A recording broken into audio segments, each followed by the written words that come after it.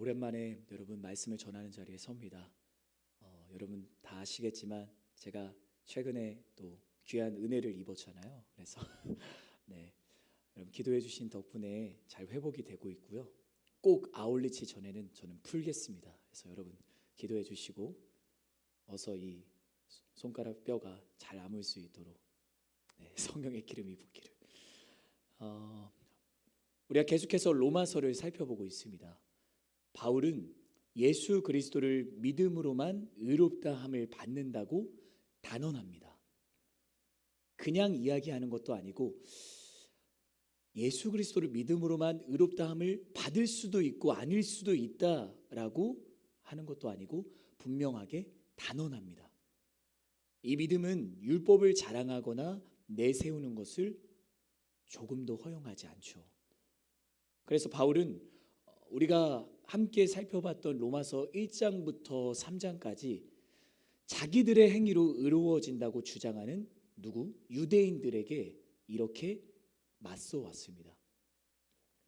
그래서 이제 바울은 자신의 이러한 주장을 뒷받침하기 위해서 오늘 우리가 함께 읽은 본문에 등장하는 아브라함과 다윗을 증인으로 신청합니다. 왜 바울은 아브라함과 다윗을 지금 자신이 주장하는 이 자리에 증인으로 신청을 할까요? 여러분 먼저 우리가 아브라함을 살펴봅시다. 여러분 아브라함이 누구죠? 아브라함, 그는 이스라엘 백성의 조상이죠. 유대인의 조상입니다. 하나님이 이스라엘의 선조인 아브라함에게 그의 후손을 큰 민족으로 만들고 하나님이 주신 그 약속의 땅 가나안 땅에서 하나님의 복을 받게 하겠다는 약속을 주시죠. 언약의 말씀을 주셨어요. 그래서 아브라함이 자신이 살고 있던 하란을 떠나서 가나안 땅으로 발걸음을 옮긴 그 순간부터 이스라엘 백성의 역사가 시작이 된 겁니다. 또요, 다윗은요, 다윗 역시 이스라엘의 가장 위대한 왕이었죠. 가장 존경을 받고요, 가장 선망의 대상이 바로 다윗 왕이었습니다. 그래서 그가 통치할 당시에 어쩌면 이스라엘의 가장 화려한 전성기를 누렸죠. 그렇다면 바울과 유대인 중에 누가 아브라함과 다윗의 의견과 일치할까요? 무슨 이야기냐면 하나님께서 아브라함과 다윗 이 둘의 삶 가운데 나타나셨잖아요. 그 가운데 모든 은혜를 허락하셨고요, 모든 구원의 역사를 아낌없이 보여주셨죠. 그래서 그 두 사람에게 보여주신 하나님의 은혜와 구원의 역사는 구약시대에 나타난 복음의 역사를 우리 가운데 미리 보여주는 거예요. 그래서 저는 이렇게 좀 표현하고 싶어요.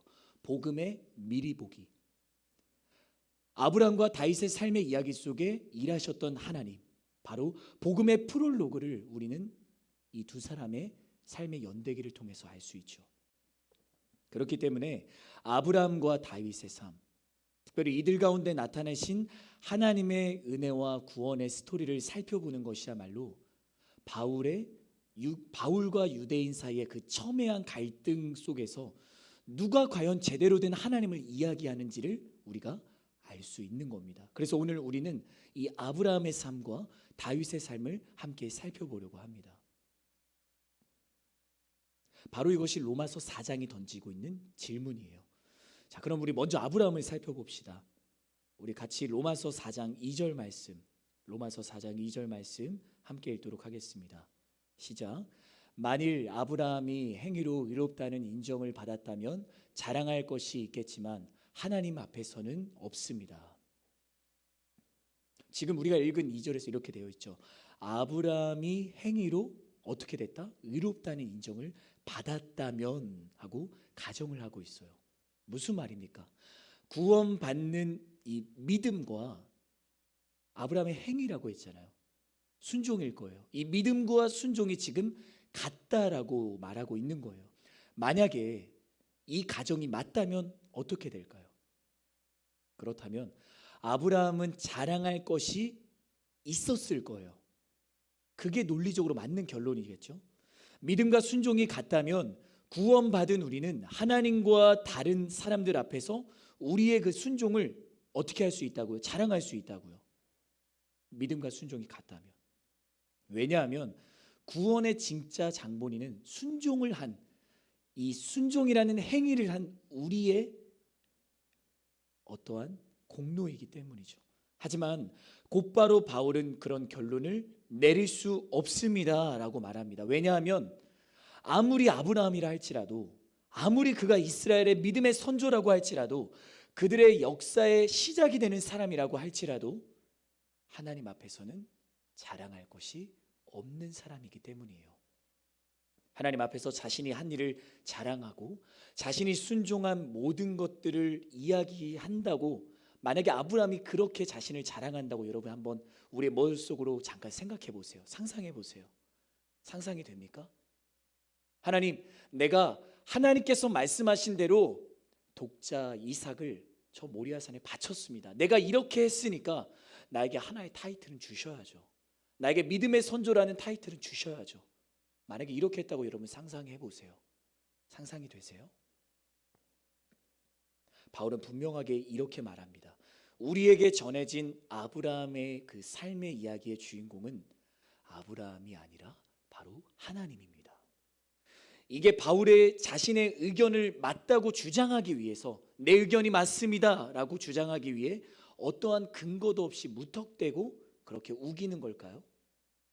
그렇지 않죠. 실제로 성경도 아브라함이 자랑할 것이 없었다라고 증언합니다. 이어지는 우리가 본문 3절을 보면 바울은 창세기 15장 6절 말씀을 인용하고 있어요. 그래서 거기에서 아브라함의 믿음이 그에게 의로 여겨졌다라고 말합니다. 그럼 이것은 무엇을 의미할까요? 하나님이 살아계시고 우리의 순종과 예배를 받으시기 합당하시다는 것, 그것을 믿는 데서 의로운 삶이 나오는 것, 맞아요. 예배받기 합당하신 하나님을 믿는 데서 의로운 삶이 나오는 거 맞죠. 하지만 그렇다고 해서 여러분 잘 들으세요. 단지 이 믿음이, 우리 안에 있는 이 믿음이 의를 낳는 것은 아니에요. 왜냐하면 아브라함의 믿음이 그 자체가 의롭기 때문에, 이 믿음이 의롭기 때문에 하나님의 은혜와 복을 받기에 합당한 것은 아니라는 이야기입니다. 믿음 때문에, 물론 그 믿음 때문에 우리가 구원을 받는 거지만 믿음 자체가 의로운 것은 아니라는 이야기예요. 잘 정리하시길 바랍니다. 계속해서 아브라함의 삶을 봅시다. 우리는 아브라함의 그 인생이 어땠는지를 알고 있습니다. 우리 잠깐 구약으로 좀 넘어갈 건데요. 창세기 12장 1절부터 3절 말씀, 창세기 12장 1절부터 3절까지의 말씀을 우리 함께 읽겠습니다. 시작. 여호와께서 아브라함에게 이르시되 너는 너의 고향과 친척과 아버지의 집을 떠나 내가 내게 보여줄 땅으로 가라. 내가 너로 큰 민족을 이루고 내게 복을 주어 내 이름을 창대하게 하리니 너는 복이 될지라. 너를 축복하는 자에게는 내가 복을 내리고 너를 저주하는 자에게는 내가 저주하리니 땅의 모든 족속이 너로 말미암아 복을 얻을 것이라 하신지라. 하나님께서 75세의 아브라함을 부르세요. 바로 그때, 그리고 그가 발을 딛고 살았던, 앞서 언급했던 자신의 삶의 터전 하란을 떠나 하나님이 가라고 하신 그 가나안 땅으로 그가 출발했던 그때부터 어쩌면 아브라함의 인생은 시작되었을 거예요. 그럼 우리 거기서부터 좀 살펴봅시다. 그의 모든 인생이 그때부터 단 한순간도 빠짐없이 의로웠나요? 하나님이 아브라함을 부르셨던 그때부터 단 한순간도 조금도 부족함이 없이 다 의로웠나요? 여러분, 아브라함의 삶의 스토리 아시잖아요. 다 의로웠습니까? 그렇지 않습니다. 창세기 12장에서 하나님께서 아브라함을 부르셨을 때 아브라함은 그의 아내 사레와 조카 롯과 그의 고향 하란에서 모든 소유와 얻은 사람들을 이끌고 가나안 땅으로 들어와요. 그리고 그곳에서 하나님이 아브라함에게 말씀하시죠. 내가 이 땅을 너의 자손에게 줄 거야. 아브라함은 하나님께서 나타나신 그곳에 예배의 제단을 쌓습니다. 그리고 하나님의 이름을 부르죠. 여기까지만 보면 그의 삶은 아무런 문제가 없는 것 같아요. 하나님의 말씀 하나만을 의지했잖아요. 자신의 고향을 뒤로 하고 떠나왔잖아요. 거기까지는 괜찮았습니다. 그렇게 아브라함이 오롯이 하나님의 말씀을 의지하여 그 모든 것을 뒤로하고 가나안 땅으로 들어왔습니다. 예배 제단을 쌓았어요. 하나님의 이름을 높였어요. 거기까지만 본다면 그의 삶을 평가할 때 의로웠다라고 이야기할 수 있을지도 모릅니다. 하지만 언제 그랬냐는 듯 그 다음에 이어지는 내용을 보시면 가나안 땅에 뭐가 찾아오냐면 기근이 찾아와요. 그렇게 기근이 찾아오자 하나님의 말씀을 뒤로하고 어디로 내려가나요? 애굽으로 내려갑니다. 그리고 거기서 아브라함은 아내의 그 아름다움 때문에 자기 목숨이 위태로운 상황에 처할 수도 있다고 판단을 하고 자신의 아내 사례를 누이라고 속이죠. 그거는 죄였어요. 아니다 다를까 애굽 왕 바로는 그 사례를 자신의 궁으로 취하여 드립니다. 그리고 그 대가로 아브라함은 양과 소와 각종 노비 등을 얻게 되죠. 어떻습니까? 아브라함의 삶이 의롭다고 말할 수 있나요? 자신의 아내를 누이라고 속였잖아요. 하나님께서 약속하신 땅 가나안 땅에서 떠나 기근이 찾아오자 애굽 땅으로 내려갔잖아요.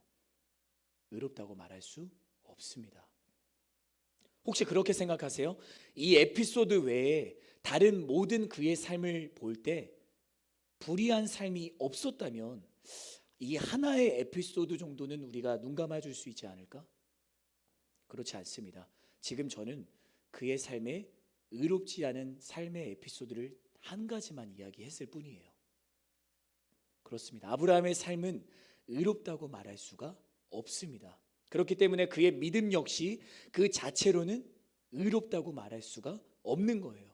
그러나 하나님이 이러한 그의 불의한 삶을 이미 아셨고요. 이미 보셨지만 그가 의로운 삶을 사는 것처럼 하나님이 지금 아브라함을 그렇게 대하고 계신 거예요. 의롭다고 여겨주시고 계신 거예요. 아브라함의 믿음 그 자체는 의롭지 않았지만 하나님은 그가 마치 의로운 것처럼 여겨주셨다는 거예요. 대해주셨다는 거예요. 아브라함 자신은 의롭지도 완벽하지도 않았지만 하나님께서 그렇게 여겨주신 거죠. 그래서 성경을 오늘날 우리가 살아가는 일상의 언어로 쉽게 표현한, 아마 여러분도 읽어보셨을 거라고 생각이 드는데요, 메시지 신약, 리젠트 칼리지에서 이제 교수로 역임을 하시다가 최근에 소천하셨던 유진 피터슨 목사님이 계신데요, 그분이 이 책을 쓰셨거든요. 그분이 이 본문 3절을 이렇게 표현합니다. 제가 화면으로 준비했는데요, 우리 함께 읽도록 하겠습니다. 시작. 아브라함은 하나님이 그를 위해 하시는 일에 뛰어들었다. 바로 그것이 전환점이 되었다. 그는 자기 힘으로 바로 서려고 애쓰는 대신에 하나님께서 자신을 바로 세워주실 것을 신뢰했다. 아브라함은 그저 하나님이 자신을 위해 하시는 일에 어떻게 했다고요? 뛰어들었다고요. 뛰어든 것이 아브라함의 삶의 전환점이 된 겁니다. 여러분, 앞선 아브라함의 의롭지 못한 모습을 기억하고 계시죠? 그는 자신에게 기근이라는 문제가 찾아오자 그 문제를 해결하기 위해 애굽으로 내려갔습니다. 그러자 문제가 사라질 줄 알았죠. 하지만 더 큰 문제가 그를 뒤덮습니다. 애굽에 내려오자 자신의 아내의 아름다움 때문에 자신의 목숨을 부지하기 어렵다고 판단을 하고 그렇게 예상을 하고 자신의 아내를 누이라고 속이는 죄를 짓고 말죠. 저는 그런 생각이 들었어요. 여기서 문제가 아내 살해 때문에 자신의 목숨을 더 이상 부지할 수 없는 것이 문제일까? 저는 그렇게 생각하지 않습니다. 여러분, 아브라함의 문제가 무엇일까요? 하나님께서 말씀하신 그분의 말씀을 기억하지 않았던 게 문제였던 거예요. 하나님께서 약속하신 그 가나안 땅을 떠나 애굽으로 내려가기로 결정한 그 순간이 문제였던 거예요. 거기서부터 문제가 시작됐기 때문에 아브라함은 스스로 문제 가운데 뛰어들게 된 꼴이 되어버린 거죠. 우리는 기억해야 됩니다. 여러분, 우리는 기억해야 돼요. 우리가 우리 자신의 힘으로 바로 서려고 애쓸 때 우리는 그 순간 우리가 문제 속으로 스스로 뛰어든다는 것을요. 하나님께서 우리를 위해, 나를 위해 하시는 일이 여러분 무엇인지를 알길 원하세요? 정말 알길 원하신다면 그럼 우리 힘이 아니라 하나님께서 우리를 바로 세워주신다는 사실을 인정해야 됩니다. 신뢰해야 돼요. 바로 그 신뢰의 순간이, 내가 하나님을 인정하는 그 순간, 신뢰하는 그 순간, 문제를 더 이상 문제로 바라보지 않게 되는 신앙의 전환점을 우리가 맞이하게 되는 거예요. 이 전환점이라는 표현이 결코 가볍지가 않아요. 여러분, 무엇이 전환되는 걸까요? 우리의 시선이 전환되는 거예요. 우리의 생각이 전환되는 거예요. 우리의 행동이 전환되는 거예요. 우리의 모든 삶이 전환되는 거예요. 언제요? 바로 내가 아니라 하나님을 온전히 신뢰할 때요. 하나님께서 아브라함과 그의 삶, 그의 믿음을 의롭다고 여겨주신 것처럼 지금도 하나님은 우리를 사랑하시고 받아주시는 거예요. 그래서 이어지는 본문 5절에 이렇게 표현을 하고 있거든요. 경건치 않은 사람을 의롭다고 인정하신다. 우리가 이 말씀을 봤을 때 우리가 대수롭지 않게 생각하면 안 돼요. 경건치 않은 사람, 경건하지 않은 사람을 지금 의롭다고 인정하신다는 이 진술은 너무나도 놀라운 진술이에요. 지금 바울은 그렇게 지금 표현하면서 자신이 주장하는 바를 뒷받침하고 있습니다. 곧 우리가 의롭다고 여겨질 때도 우리는 어떻다고요? 여전히 의롭지 않다고요. 다시요. 우리가 의롭다고 여겨지고 인정받는 그 순간에도 우리는 의롭지 않다고요. 따라서 의롭다함과 의롭다고 여겨지는 건 같은 거예요. 의롭다함을 받는 것은 의롭다고 여겨짐을 받는 것. 우리가 이것을 기억해야 됩니다. 그래서 바울이 4절에서 말하는 것처럼 우리의 의는 행위에 대한 보상이든지 아니면 행위와는 상관이 없는 것으로 우리가 이 둘 중에 하나라는 것을 알아야 돼요. 우리 생각해 볼까요? 누군가 돈을 받는다면 그것은 일한 대가로 받는 일종의 페이이거나 일과 무관한 선물일 거예요. 그 페이가 공짜라고 여겨지지 않는 것은 의무를 포함하고 있기 때문이죠. 구원의 선물이 아니라면, 구원이 하나님께서 주신 그 값진 선물이 아니라면, 아니 값없는 은혜가 아니라면, 고용주가 일하는 자에게 어떤 일종의 페이를 지불하듯이 그렇게 하나님도 우리를 구원하셔야만 돼요. 우리가 순종이라는 어떠한 비용을 지불했으니 하나님께서도 우리를 구원하시는 것이 마땅한 거예요. 만약 이것이 맞다면요. 그럼 무엇이 맞다고 생각하십니까? 우리의 의, 우리의 구원은 우리의 행위에 대한 마치 페이와 같은 걸까요? 아니면 우리의 행위와는 상관없이 하나님께서 우리를 의롭다고 여겨주시고 인정해 주시는 걸까요? 무엇이 맞다고 생각하세요? 우리가 함께 살펴본 아브라함의 이 삶이 우리에게 무엇라고 이야기하고 있습니까? 오늘 우리가 여전히 보고 또 듣고 있는 복음은 우리에게 무엇이 참되다고 말하고 있습니까?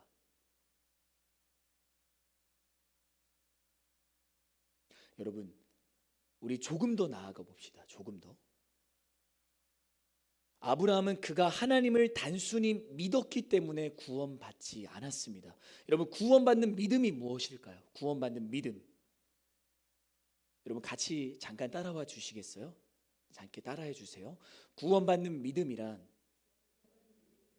하나님이 저기 계신다고 믿는 것이 아닙니다. 저게 무슨 말일까? 하나님이 저기 계십니다라고 믿는 것이 구원받는 믿음이 아니라고. 우리 그렇게 고백할 때도 있잖아요. 더욱이 구원하시는 하나님을 믿는 것,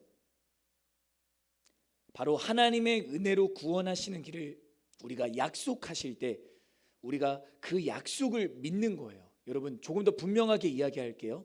우리가 내가 구원받는 믿음을 고백할 때 그것은 하나님이 저기 계신다라는 그 사실을 믿는 것이 아니라 하나님이 나를 구원하신다는 그 약속의 말씀을 믿는 거예요. 말씀을. 사실 그 지식을 믿는 것이 아니라 하나님께서 우리에게 약속하신 말씀을 믿는 거예요. 그 말씀으로 우리 가운데 찾아오신 분이 누구시죠? 바로 예수님이시죠. 그래서 저는 구원받는 믿음을 이렇게 표현하고 싶습니다. 신뢰하는 대상이 전환되는 것, 신뢰하는 대상이 바뀌는 거예요.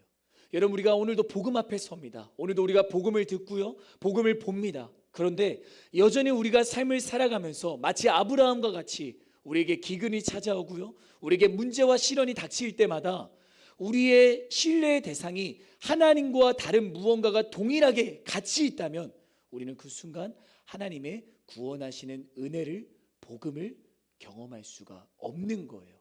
내가 하나님을 신뢰한다고 하지만 내가 신뢰하는 대상이 하나님만이 아니라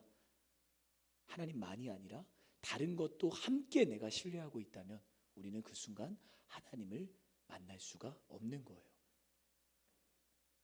우리가 가진 모든 생각을, 우리가 가진 모든 입장을 온전히 하나님께로 다 돌리는 거예요. 그것이 구원받는 믿음이라는 것입니다.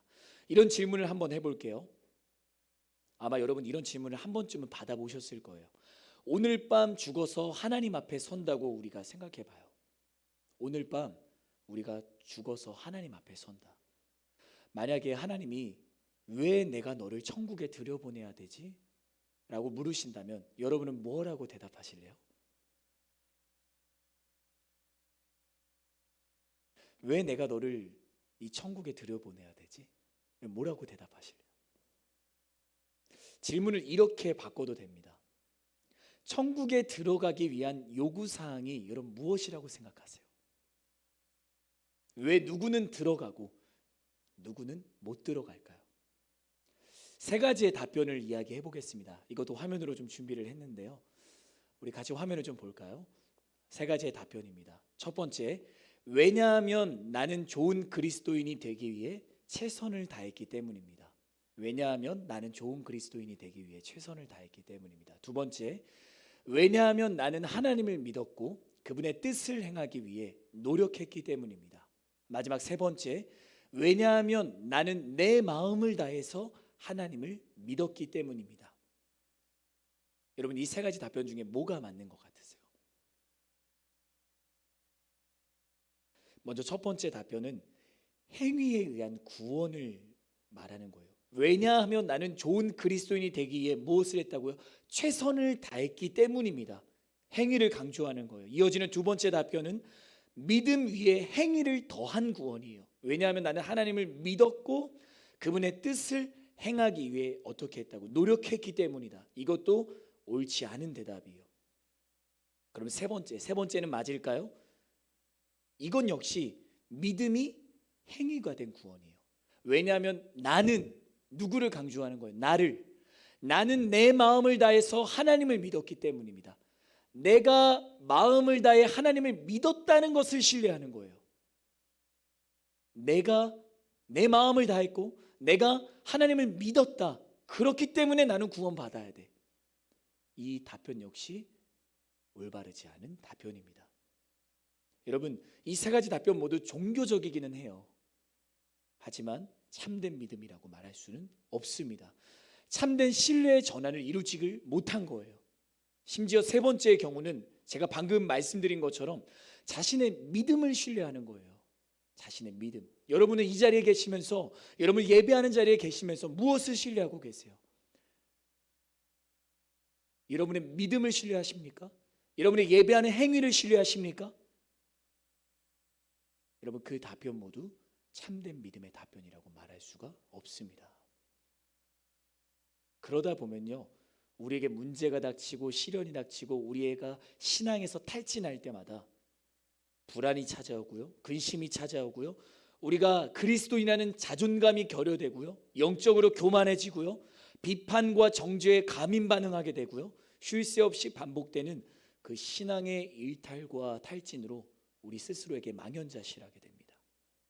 그러다 보면 다시 일어설 힘을 잃고 말게 되는 것이죠. 여러분, 바울은 다윗 역시 동일하다고 말합니다. 다윗도 아브라함과 같았어요. 우리가 알고 있는 것처럼 다윗은 하나님 마음에 합한 사람이라는 너무나도 놀라운 칭찬을 받았던 사람이에요. 하지만 그렇게 칭찬을 받았던 다윗이었지만 그는 우리아라는 자신이 거느리고 있던 장군의 아내 밧세바를 간음했어요. 취했어요. 그리고 그 가늠한 죄를 숨기고 은폐하기 위해서 음모를 꾸미죠. 그리고 우리아를 전쟁의 최전방에 보내서 죽게 만듭니다. 엄연한 살인죄를 저지른 거예요. 의로운 삶을 살았을 것만 같았던 다윗 또한 죄로 물든 불의한 삶을 산 거예요. 그러나 그는 일한 것이 없이 하나님께 의롭다고 여김을 받는 사람의 복을 발견합니다. 오늘 말씀에서 그렇게 이야기하죠. 우리 로마서 4장 7절부터 8절, 로마서 4장 7절부터 8절 우리 함께 읽도록 하겠습니다. 시작. 주께서 불법을 용서하시고 죄를 덮어주시는 사람은 복이 있고 주께서 그 죄를 인정치 않으실 사람은 복이 있다. 이 말씀은 다윗이 쓴 시편 32편을 인용한 거예요. 우리가 주목해야 되는 내용은 이거예요. 다윗이 범죄하지 않은 사람들, 순종해서 죄를 짓지 않는 사람들은 복이 있다라고 하지 않은 사실에 우리는 주목해야 돼요. 우리가 아까 뭐라고 읽었죠? 주께서 불법을 용서하시고 죄를 덮어주시는 사람이 복이 있고 주께서 그 죄를 인정하지 않으실 사람은 복이 있다. 그런데 다윗은 지금 범죄하지 않은 사람들이 복이 있다라고 말을 하지 않았어요. 죄를 짓지 않는 사람들은 복이 있다라고 말을 하지 않았어요. 다윗은 자신이 범죄자이고 죄인이라는 것을 알았지만 하나님께서 그 죄를 인정하지 않으실 분이기 때문에 자신이 복받을 사람이라고 지금 고백하고 있는 거예요. 여러분, 우리가 오늘 다윗과 같이 주님은 그 죄를 죄로 인정하지 않으신다는 그 복을 모른다면, 만약에 우리가 이 복을 모른다면 하나님이 의로우시고 거룩하시다는 그 진리가 우리를 살리는 복음이 아니라 그분의 의로움과 거룩함에 결코 들어갈 수 없는 우리의 연약함과 우리의 죄 때문에 오히려 그 하나님의 의로우심과 거룩함이라는 그 진리가 우리를 짓누를 거예요. 하나님이 깨끗하시니까, 하나님이 거룩하시니까 나는 연약해, 나는 죄 가운데 있어. 그렇기 때문에 그 진리가 우리를 짓누르는 율법이 되는 거죠. 그리고 마치 다윗처럼 우리가 짓는 그 죄에 대해서 우리가 스스로 눈을 감고 그 죄를 숨기기 위해서 갖은 변명을 늘어놓거나 체념하게 되는 것이죠. 여러분, 믿음이 있다고 해서 연약함이 사라지는 걸까요? 또 믿음이 있다고 해서 구원받은 사람이라고 해서 우리가 더 이상 죄를 짓지 않게 되는 걸까요? 그렇지 않습니다. 여러분, 믿음이 있다는 것, 하나님의 자녀가 되었다는 것은 내가 죄를 짓지 않고 싶습니다라고 생각하게 되는 것을 말해요. 내가 죄를 지어요. 하지만 내가 더 이상 죄를 짓고 싶지 않습니다라고 고백하는 사람이 바로 하나님께서 의롭다고 인정해 주신 그분의 자녀라는 거예요. 그렇기 때문에 우리가 죄 가운데 다시 일어설 수 있는 것이죠. 그렇다면 여전히 죄인이지만 하나님께서 의롭다고 여겨주시고 인정해 주시는 그 복은 할례 받은 유대인에게만 주어지는 걸까요? 아니면 할례 받지 않는 이방인 또 이 가운데 예배하는 우리 모두에게 주어지는 걸까요? 지금 바울은 아브라함의 믿음에 할례가 포함되어 있다고 넌지시 말한 그 유대인의 주장을 정면으로 반박합니다. 그들은 할례를 자신들의 어떠한 일원이라는 표시로 여겼거든요.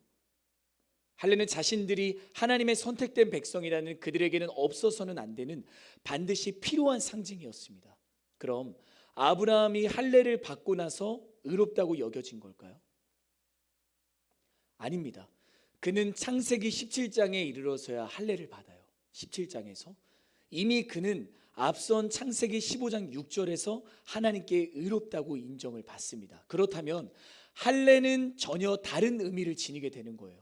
할례가 그를 의롭다고 간주하는 조건이 아니라 그가 이미 의롭다함을 받았다는 것에 대한 표시인 거예요. 간주하는 조건이 아니라 표시인 것이죠. 그리고 그 표시는 그저 육체적인 하나의 표시이기 때문에 할례를 받았느냐 받지 않았느냐에 따라서 하나님께 의롭다고 인정을 받았느냐 안 받았다는 그 영적인 그 실체가 있는지 없는지를 판단하는 기준은 될 수 없다는 거예요. 그 때문에 바울은 아브라함의 삶은 하나님이 유대인과 이방인 모두 같은 믿음을 통해 하나님께 의롭다고 인정을 받게 된다는 사실을 우리에게 말하고 있다고 분명하게 선언합니다. 말씀을 맺으려고 합니다. 여러분 아까 질문을 기억하십니까? 오늘 밤 죽어서 하나님 앞에 선다고 가정할 때 만약 하나님이 왜 너를 천국에 들여보내야 되지? 라고 물으신다면 여러분은 무엇이라고 대답하실래요? 왜 내가 너를 천국에 들여보내야 돼? 라고 물으신다면 우리가 무엇이라고 대답할까요? 대답은 너무나도 단순하고 분명합니다. 나는 나를 구원하시는 하나님의 약속, 나를 구원하시는 하나님의 능력이 되는 그 복음을 믿습니다. 더 단순하고 더 분명하게 나는 예수님을 믿습니다. 여러분 다른 대답 없어요. 우리가 하나님 앞에 섰을 때 천국에 들어가기 위해서 하나님 내가 강동원 누리교회 프라미스 공동체에서 이러한 사역을 했고요, 내가 삶의 자리에서 이렇게 몸부림쳤고요, 많은 것들을 우리가 설명할 수는 있을 거예요. 내가 몇 년 동안 신앙생활했고, 근데 그건 여러분 중요하지 않습니다. 하나님께서 천국에 들어볼 내가 너를 왜 천국에 들여보내야 되지? 라고 말씀하셨을 때 나는 예수님을 믿습니다 라는 대답 하나면 충분한 거예요. 이래도 괜찮을까라는 생각이 들지도 모르겠어요. 우리 삶을 보고 있으면, 우리의 삶의 연약한 그 현주소를 보고 있으면 우리가 과연 하나님의 구원받은 사람이 맞을까라는 생각이 들 수 있습니다. 내가 너무 부끄러운데, 너무 수치스러운데, 너무나도 뻔뻔한데. 사랑하는 프라미스 지체 여러분, 여러분이 생각하기에 여전히 복음이 미련해 보이세요? 여전히 복음이 어리석어 보이세요?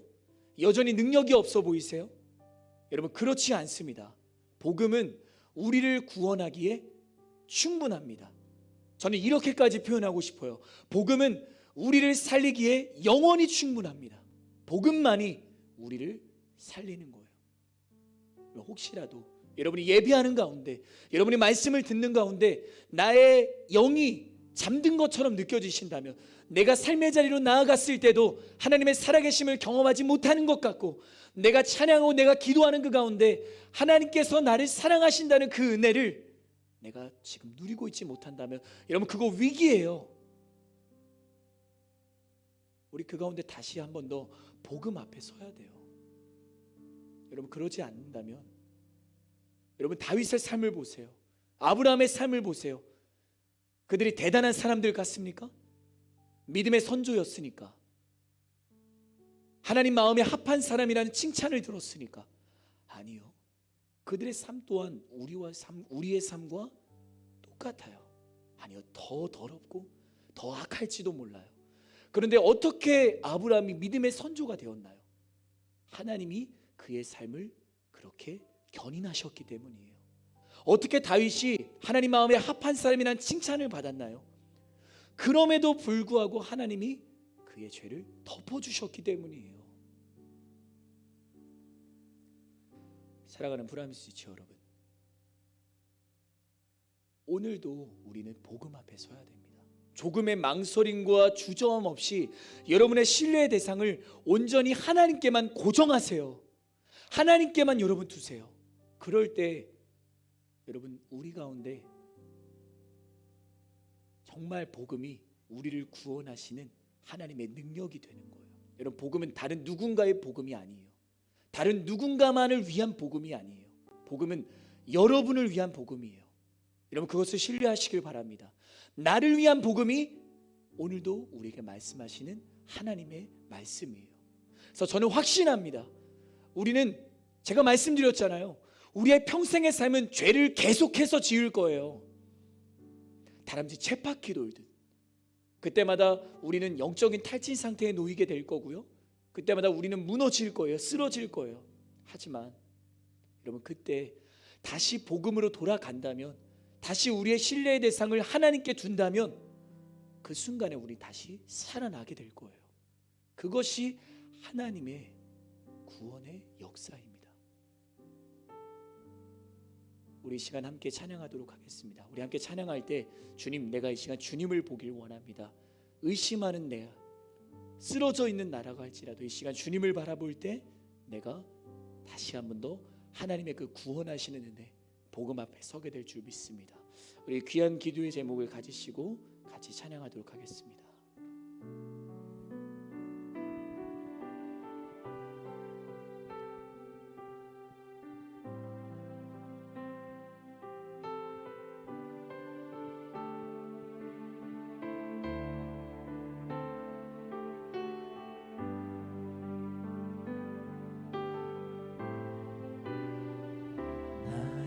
주님께 찬양 드리며 그 크신 사랑 주님께 감사해.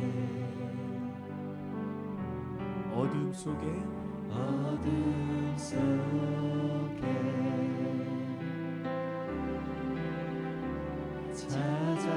찾아오셔서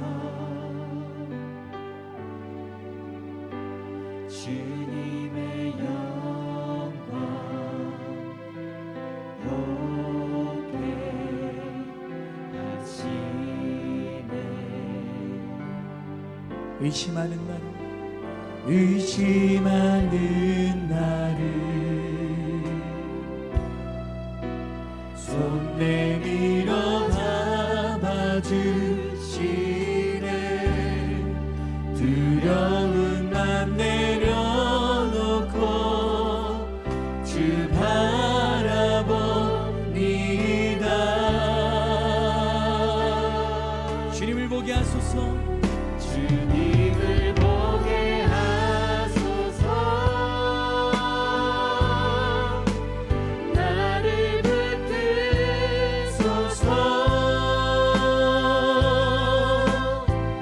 내 뜻과 내 생각 내려놓고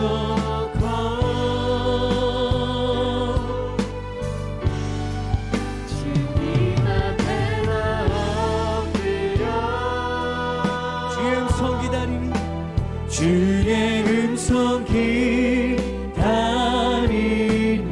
나를 부르실 때 믿음으로 우리 한 번만 더 고백하며 나아갑시다.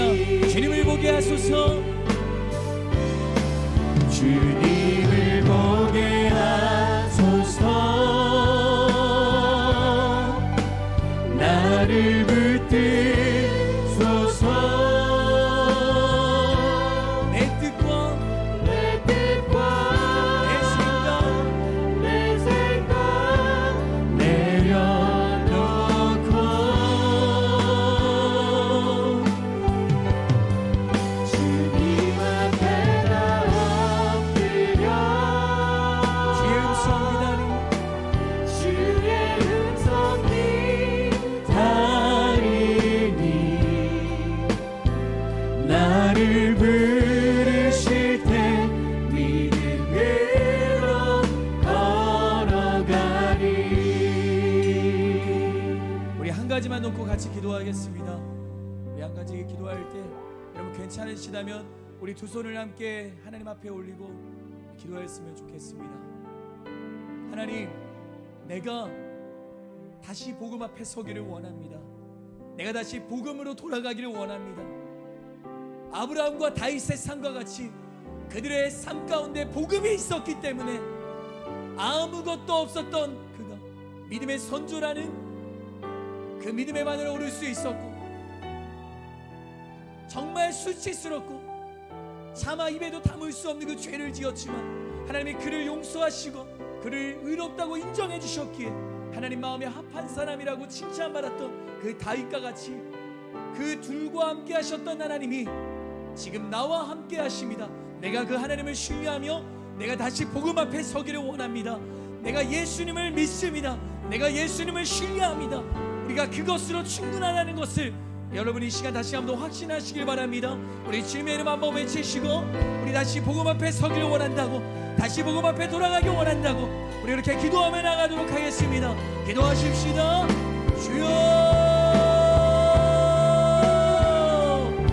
아버지 감사합니다. 우리가 이 시간 다시 한번 복음 앞에 서길 원합니다. 우리가 다시 한번 복음으로 돌아가길 원합니다. 하나님, 오늘 우리에게 주신 그 말씀을 기억합니다.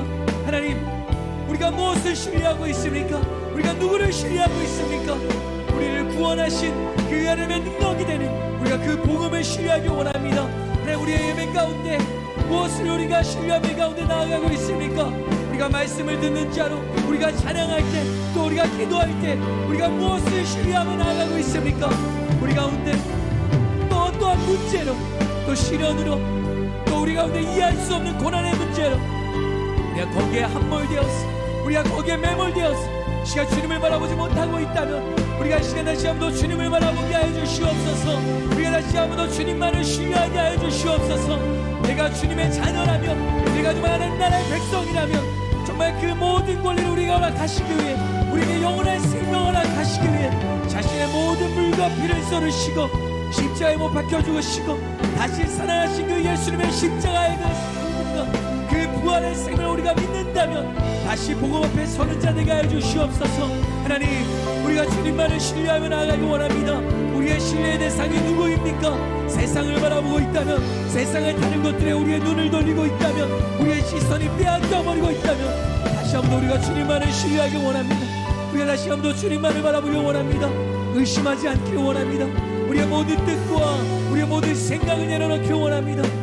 모두 우리가 그 하나님의 하나님 되심을 높이며 나아가는 우리 모두가 되게 하여 주시옵소서. 주님을 바라봅니다. 주님만을 의지합니다. 우리 예배하는 가운데 우리가 다시 복음 앞에 서길 원합니다.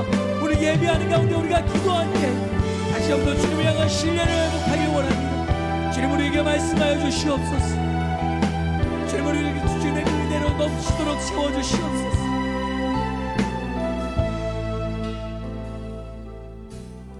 하나님 아버지, 감사합니다. 하나님, 우리의 삶을 보면 정말 다람쥐 쳇바퀴 돌듯 끊임없이 죄를 짓고 또 짓습니다. 끊임없이 우리의 연약함으로 넘어집니다. 그러다 보면 우리는 로마서 말씀을 읽고 듣고 있지만 여전히 우리는 복음을 부끄러워하고 있고, 여전히 우리는 복음이 우리를 구원하시는 하나님의 능력이 된다는 사실을 끊임없이 잃어버립니다. 잊어버립니다. 망각합니다. 마치 기억상실증에 빠진 것처럼.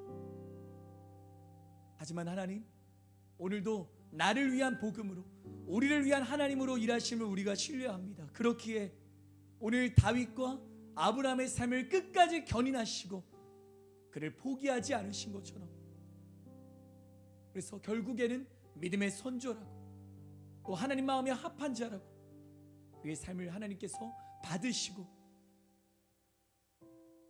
살리신 것처럼 오늘도 우리의 삶을 하나님께서 동일한 은혜로, 아니 더 크신 은혜로 우리의 삶을 견인해 가실 줄 믿습니다. 우리가 그것을 신뢰하며 나아가는 이 자리에 함께 예배하는 모든 지체들 되게 하여 주시옵소서. 감사드리며 이 모든 말씀 예수 그리스도의 이름으로 간절히 기도드립니다.